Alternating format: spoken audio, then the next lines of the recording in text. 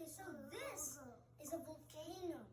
I put some baking soda in there, and then I put some vinegar, and I poured some vinegar in here, and then put some food coloring. So when I pour it in here, the volcano will erupt. In 3, 2. And if I add more, it'll erupt even more.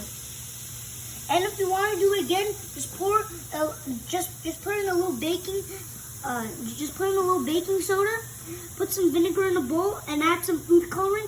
If you want it to be a different color, then just.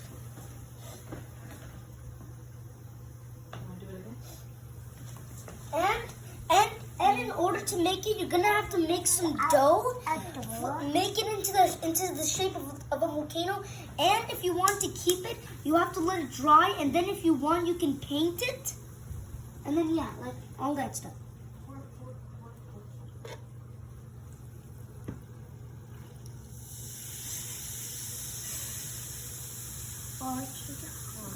And after a while, the volcano will start falling apart. Wow. And you're gonna have to make it again.